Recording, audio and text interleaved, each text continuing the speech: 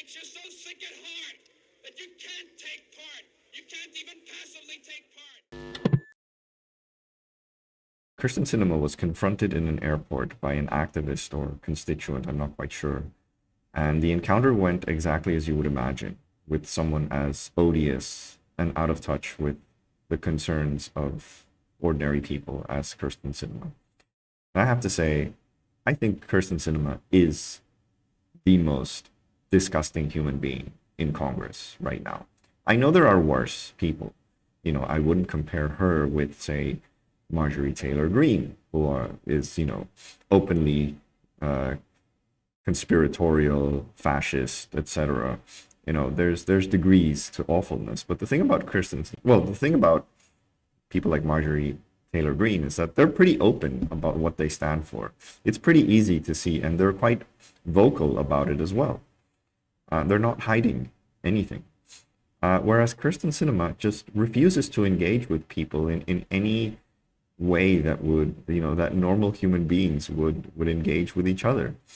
And this video, I think, is proof of it. So let's watch it. It's quite short, but it tells you everything to know. Like, this is American politics in a nutshell. I'm from Tucson, Arizona. I think it's and I'm wondering, quite interesting. I know you've met with dozens of lobbyists. I did not touch you. I'm meeting with dozens. I know you're meeting with dozens of lobbyists. The world doesn't really and work talking anymore. with corporate donors about the package. How many times will you meet with constituents? Today, well, How many times have you met with constituents in negotiating bills? Sorry about yeah, well, I think it's part of the course, right? Part of the So I course. want you to meet with my family who are interesting. constituents of yours. I can have them meet you next week. Well, Every single year in Arizona, it's getting hotter and hotter. We're breaking records. Integrity. There's either no monsoon or it's the longest season ever. People are suffering. Your constituents are suffering. What are you going to do about climate change? Next week in Glasgow could be the last chance. Please answer me, Senator. My family, my house, we're from Tucson. We're constituents. thanks for your work, sir. Thank you very much. Appreciate it. There you go. Like I said, this video is pretty much the epitome of US politics. And, you know, there's a mass. I know that Kyrsten Sinema and Joe Manchin are lumped together as, you know, the two quote moderates in the Democratic Party that are derailing Biden's agenda. First of all, I hate that terminology. They're right-wing. They're conservative Democrats. Let's call them that. They're not moderates. And also there's a fact that a lot of other Democrats hold similar views. They're just hiding behind, letting Sinema and Manchin do the dirty work of actually opposing these bills while they, you know, secretly that's what they want. And to be honest, I kind of suspect Biden is one of them.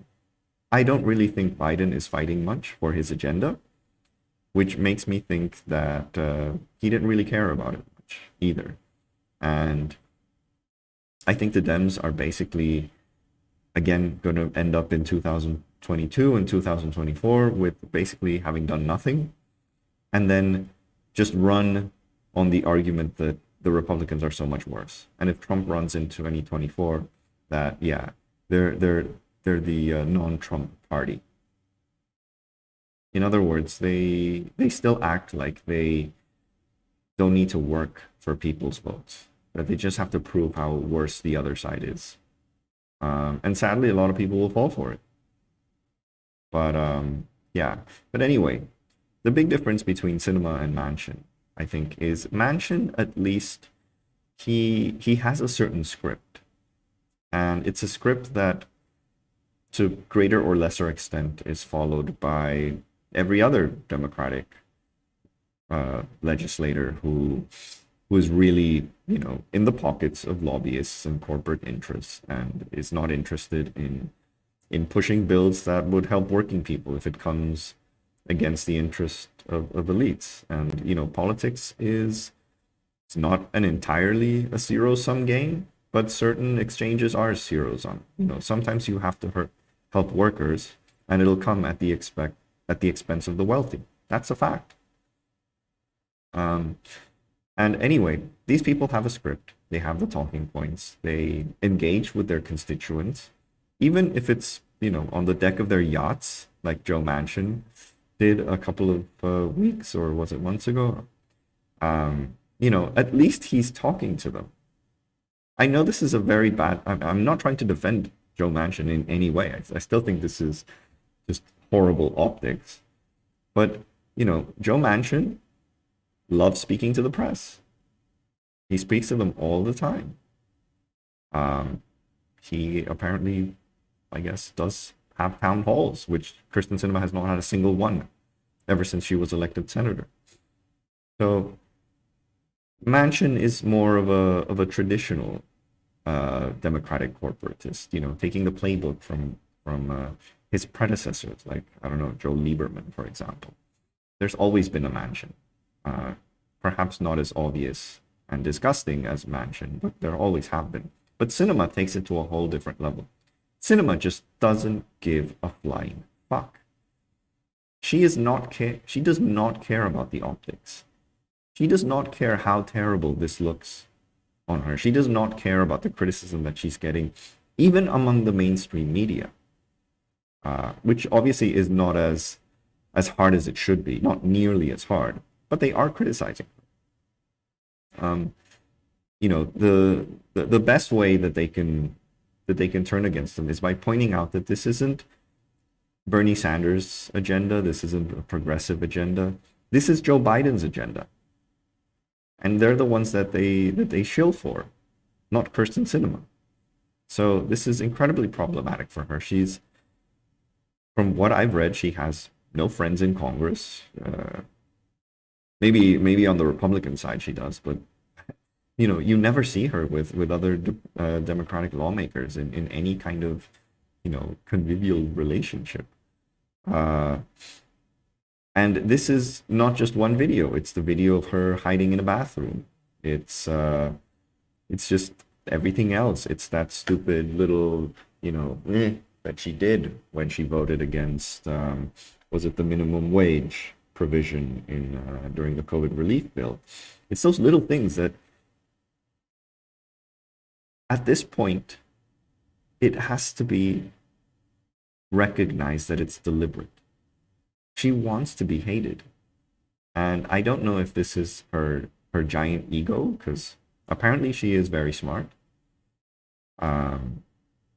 She's a triathlete. She's, she has all the characteristics of, the girl boss wanting to be CEO one day, that type. A sociopath, basically. That there has to be a level of self-awareness of how her attitude is coming off, how she's sinking massively in the polls. Arizonans are realizing that she's not working for them, and she doesn't care. But this video, I think, well, not this one, but basically almost every video that Kyrsten Sinema has done something embarrassing, really goes to show she doesn't care. She's not interested in the optics just one bit. The fact that the only thing that she says to the other woman is "Don't touch me." That's literally the only thing that she says to her in this whole video, and then apologizes to her Republican colleague. That they're being pestered by an activist. This is insane. This is insane. This is the moment that plutocracy in the US just doesn't care about its own optics. It's so brazen, so obvious, that why make the effort? Why pretend that the United States is nothing more than a plutocracy? Just don't make the effort. It's pointless. And that's what she's proving in this video, that it is pointless to make the effort to try and make people think that there is still a democracy and that people like her respond to the people who voted for her. Just don't bother anymore. So, yeah, we will see more videos like this. She's not going to change until she gets booted out of Congress in 2024, which is not soon enough. but I don't think she has much of a future, because you still, to some extent, have to play the game. But I think the blueprint that Kyrsten Sinema is presenting, even if it is not entirely successful for her, is likely going to be copied in the future. Because if anything, lobbyists have realized it's just how easy it is to destroy a president's agenda. So, on that note, if you like this video, please like, please share, most importantly, please subscribe, and I'll see you next time.